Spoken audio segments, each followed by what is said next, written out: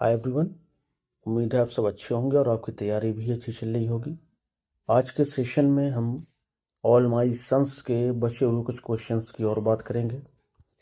पिछले 2 सेशंस में हमने ऑल माई सन्स के इंट्रोडक्शन, समरी, कैरेक्टर्स इनकी बात करी, थीम की भी बात करी और 2 क्वेश्चन भी अपन ने डिस्कस कर लिए थे। यानी पहला ये जो है सेंट्रल थीम पर बेस्ड था और दूसरा जो क्वेश्चन था वो था how does Arthur Miller present जो केलर।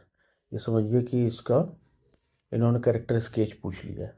ठीक है, किस तरह से उसको ट्रेजिक कैरेक्टर दिखाया है वो बता दिया है अपन ने। अब क्वेश्चन नंबर 3 की बारी है और जो क्वेश्चन नंबर 3 है वो असल में क्वेश्चन नंबर 4 हो गया है धोखे से, तो उसके लिए सॉरी। ठीक है, चलिए इसको अपन यहाँ से रुकिएगा, हटिए, आप इसको 3 मान के चलिए और कहीं पर लिख लीजिए कि ये 3।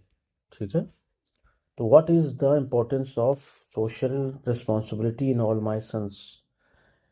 What is the importance of, क्या महत्व है सोशल रिस्पॉन्सिबिलिटी का, सामाजिक जिम्मेदारी का इन ऑल माई सन्स में, ये बताना है। यानी फैमिली रिस्पॉन्सिबिलिटी और सोशल रिस्पॉन्सिबिलिटी जो दोनों की बात की गई है इसमें, और उसके साथ साथ फैमिली कन्फ्लिक्ट भी दिखाया गया है।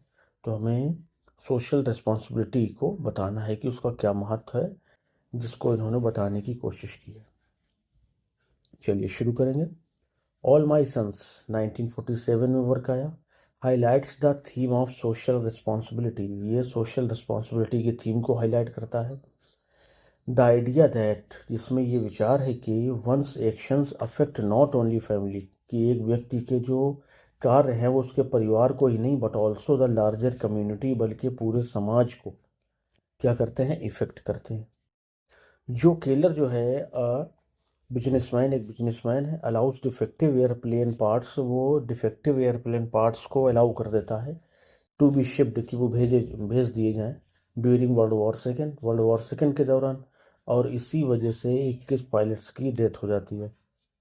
He shifts the blame unto his partner, वो इस दोष को अपने पार्टनर को पर लगा देता है जिसका नाम स्टीव डीवर है। एंड लिव्स कंफर्टेबली, और ख़ुद आराम से जीने लगता है, रहता है। But at the cost of others lives, लेकिन दूसरों की ज़िंदगी को दांव पर लगा करके या दूसरों की ज़िंदगी ले करके खुद आराम से रह रहा है। आगे देखेंगे द प्ले रिवील्स, ये जो प्ले है रिवील करता है द क्लैश, एक टकराव को बिटवीन फैमिली लॉयल्टी, परिवार के प्रति वफादारी, एंड सोशल ड्यूटी, और सामाजिक कर्तव्य के प्रति।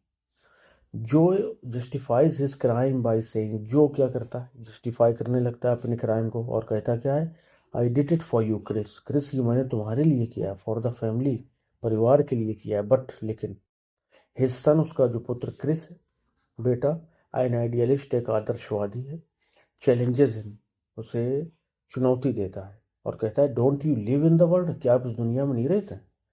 There is the universe of people outside, आप बाहर देखेंगे तो बहुत लोगों का यहाँ आपको क्या कहिए, बहुत बड़ी जनसंख्या आपको देखने को मिलेगी जो एक ब्रह्मांड के बराबर है। And you are responsible to it, और आप उसके लिए भी जिम्मेदार हैं, यानी उसके प्रति भी जिम्मेदार हैं। मिलर दिखाते हैं कि हाउ सेल्फ इंटरेस्ट, मिलर दिखाते हैं कि हाउ सेल्फ इंटरेस्ट, की किस तरह से सेल्फ इंटरेस्ट, स्वार्थीपन, एंड प्रॉफिट, और लाभ कमाना या लाभ, करप्ट मोरल वैल्यूज़ को भ्रष्ट बना देता है। The Keller family seems stable, Keller family जो है स्टेबल तो नज़र आती है, but when the truth emerges, लेकिन जैसे ही सच खुलता है, देयर लिव्स कोलैप्स, उन सभी के जीवन जो है वो कोलैप्स कर जाते हैं। जोज वाइफ केट रिफ्यूजेस, जो पत्नी है केट केलर, वो रिफ्यूज़ कर देती है, मना कर देती है, किस बात से, टू बिलीव, मानने से, कि हर सन लैरी इज डेड, कि उसका पुत्र जो है वो मर चुका है, बिकॉज, क्योंकि। एक्सेप्टिंग रियलिटी, इस वास्तविकता को स्वीकार करना, वुड मीन, इसका मतलब होगा एक्सेप्टिंग जोज गिल्ट, जो के गुनाह को एक्सेप्ट करना। फाइनली, और अंत में, जो रियलाइजेज हिज रिस्पॉन्सिबिलिटी, जो अपनी रिस्पॉन्सिबिलिटी को रियलाइज करता है, एंड किल्स हिमसेल्फ, सुसाइड कर लेता है। प्रूविंग दैट, ये प्रूव करते हुए कि truth can not be escaped, कि सच से भागा नहीं जा सकता, उससे बचा नहीं जा सकता। थ्रू दिस ट्रेजिडी के द्वारा मिलर हमें बताते हैं, हमें पढ़ाते हैं या समझाते हैं कि business ethics and morality are inseparable, कि बिजनेस एथिक्स और मोरालिटी, नैतिकता और बिजनेस की जो नैतिक मूल्य है उनको आप अलग नहीं कर सकते, इनसेपरेबल हैं ये। A person can not separate personal gain, एक व्यक्ति पर्सनल गेन को अलग नहीं कर सकता फ्रॉम सोशल हार्म, सामाजिक नुकसान से। The message is clear, message बिल्कुल साफ है। We are all responsible for one another, हम सभी एक दूसरे के लिए जिम्मेदार हैं। दस इस प्रकार से All my Sons is not just a family drama, सिर्फ ये फैमिली ड्रामा नहीं है, बट अ वार्निंग, बल्कि एक चेतावनी है about the dangers of putting profit, लाभ कमाने के खतरों के प्रति, ओवर ह्यूमैनिटी, मानवता को ताक में रख करके, मानवता को दांव में लगा करके। मिलर अर्ज करते हैं सोसाइटी से टू रिकॉग्नाइज दैट, कि वो पहचाने कि ट्रू सक्सेस लाइज, की सच्ची जो सफलता है लाइज वो मौजूद है, छिपी है किसमें, ईमानदारी में, रिस्पॉन्सिबिलिटी जिम्मेदारी में, एंड जस्टिस और न्याय। बिल्कुल सही बात है। तो ये हो गया तीसरा क्वेश्चन जिसमें हमने सोशल रिस्पॉन्सिबिलिटी की बात करी। अब क्वेश्चन नंबर 4 है जो पूछ रहा है, how does Miller use family conflict to reflect wider social issues in All my Sons. All my Sons में फैमिली कन्फ्लिक्ट को किस तरह से इन्होंने दिखाया है, रिफ्लेक्ट दिखाने के लिए सोशल इश्यूज को, वाइडर जो ज़्यादा विस्तृत है, या विस्तृत सोशल इश्यूज को दिखाने के लिए फैमिली कन्फ्लिक्ट, फैमिली संघर्ष का किस तरह से यूज़ किया है मिलर ने अपने वर्क ऑल माई सन्स। ठीक है, चलिए इसको भी देखेंगे अपन। Arthur Miller uses family conflict in All My Sons to reflect larger issues of morality, responsibility and social justice. Arthur Miller ने क्या किया है, यूज़ किया है या यूज़ करते हैं फैमिली कन्फ्लिक्ट को इन ऑल माई सन्स में to reflect larger issues of morality, नैतिकता के बड़े इश्यूज को रिफ्लेक्ट करने के लिए, रिस्पॉन्सिबिलिटी के इश्यूज को, और सोशल जस्टिस, सामाजिक न्याय के इश्यूज को रिफ्लेक्ट करने के लिए। द सेंट्रल कन्फ्लिक्ट, जो मुख्य संघर्ष है, is between Joe Keller and his son Chris, Joe Keller और उसके बेटे क्रिस के बीच है। Joe believes protecting his family justifies his crime, Joe ये मानता है कि अपनी फैमिली की सुरक्षा करना उसके जुर्मों को जस्टिफाई करता है, बट लेकिन क्रिस डिमांड्स ट्रूथ, क्रिस जो है वो सच की डिमांड करता है, रिस्पॉन्सिबिलिटी और जिम्मेदारी की डिमांड करता है। क्रिस चिल्लाता है, कहता है, there is a universe of people outside, बाहर आप दुनिया देखिए बहुत से लोग हैं, and you are responsible to it, और आप उसके लिए भी जिम्मेदारी रखते हैं कुछ ना कुछ। दियर कन्फ्लिक्ट शोज, उनका कन्फ्लिक्ट दिखाता है कि how private choices affect society, की किस तरह से प्राइवेट चॉइसेस, हमारी खुद की जो पसंद नापसंद है ना, वो कैसे सोसाइटी को अफेक्ट करती है। The conflict between Kate and Chris also reflects Daniel versus Truth, और जो संघर्ष चल रहा होता है आपके केट यानी क्रिस की माँ और क्रिस के बीच में, ऑल्सो रिफ्लेक्ट्स, ये रिफ्लेक्ट करता है डेनियल वर्सेस ट्रूथ, इनकार और वर्सेस सच। Kate clings to the belief, Kate ने ये मान लिया है या विश्वास कर लिया है कि लेरी इज अलाइव, लेरी जिंदा है, while Chris tries to build a new future, जबकि जो क्रिस है वो एक नया भविष्य तैयार करना चाहता है या नए भविष्य को देखना चाहता है एन के साथ में। एन वो है जिसकी इंगेजमेंट हो चुकी थी आपके लेरी के साथ में, लेकिन अब वो क्योंकि जा चुका है, मर चुका है, तो एन भी चाहती है कि क्रिस से शादी हो जाए, लेकिन उसकी माँ नहीं तैयार है। दिस टेंशन सिम्बोलाइजेज, ये जो टेंशन है सिम्बोलाइज करती है the struggle between illusion and reality, illusion भ्रम और वास्तविकता के बीच के संघर्ष को सिंबलाइज करती है, या उसके प्रतीक के तौर पर इस टेंशन को यूज किया गया है।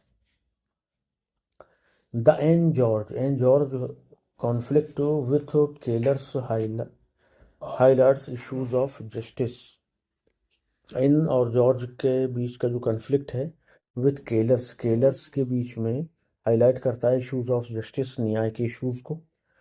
जॉर्ज अक्यूजेस जो, और जॉर्ज जो है वो अक्यूज करता है जो को, रियूनिंग दियर फैमिली, उनके परिवार को बर्बाद करने के लिए। Showing how one man's greed destroys many lives, और वो दिखाता है कि एक आदमी की लालच कैसे जो है तमाम ज़िंदगियों को बर्बाद कर देती है। तो यहाँ पर थोड़ा सा समझ लीजिए कि जो एन और जॉर्ज हैं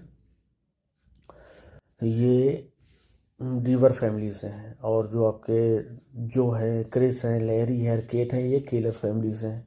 इन दोनों फैमिलीज़ के बीच में संघर्ष चल रहा है कि जो ने क्राइम किया और जो डीवर फैमिली के स्टीव डीवर हैं वो जेल चले गए। तो बस इस बात की दोनों में लड़ाई चल रही है, और वो अक्यूज़ करता है जॉर्ज, जो डीवर का बेटा है, कि तुमने मेरे फैमिली को बर्बाद कर दिया है और तुम्हारी लालच ने बहुत सारी ज़िंदगियां बर्बाद कर दी हैं। तो ये चीज़ है। एन भी डीवर की ही बेटी है, उसकी शादी तय थी लैरी से, इंगेजमेंट भी हो गई थी, लेकिन अब वो क्योंकि मर चुका है तो अब वो क्रिस को चाहने लगती, क्रिस भी उसको चाहने लगता है। दोनों चाहते हैं कि शादी हो जाए, नई शुरुआत हो जाए दोनों की। Through these family struggles, in family संघर्ष के जरिए मिलर रिफ्लेक्ट करते हैं सोशल प्रॉब्लम्स को, वॉर प्रोफिटेरियन और युद्ध में लाभ कमाने को, बिजनेस एथिक्स को, एंड मोरल रिस्पॉन्सिबिलिटी और नैतिक जिम्मेदारियों को। सोशल प्रॉब्लम आप समझ चुके हैं, वॉर प्रॉफिटियरिंग समझ चुके हैं, लाभ कमाना युद्ध के दौरान, बिजनेस एथिक्स समझ चुके हैं, व्यापार की एथिक्स, नैतिक कर्तव्य और नैतिक जिम्मेदारियाँ या नैतिकता कह दीजिए। द प्ले शोज, ये प्ले दिखाता है दैट की family conflicts are not private, family conflict private नहीं होते, but connected to the larger world, बल्कि वो एक बड़ी दुनिया से कनेक्ट रहते हैं, यानी बाहर की दुनिया को भी वो इफेक्ट करते हैं। द क्लाइमेक्स रिवील्स, जो क्लाइमेक्स है इस प्ले का रिवील करता है दिस, इस बात को क्लियरली, वहीं जो फाइनली एडमिट्स, जब वो जो फाइनली एडमिट करता है कि हाँ मैंने ही जुर्म किया है, और कहता है the pirates were also all my sons, के जो पायरेट मरे हैं ना लैरी के अलावा वो भी मेरे बेटे थे। ये एक्ट 3 की बात है। The family conflict becomes a symbol of universal responsibility, और ये जो परिवार का संघर्ष है वो एक यूनिवर्सल ब्रह्मांडीय रिस्पॉन्सिबिलिटी, जिम्मेदारी का प्रतीक बन जाती है।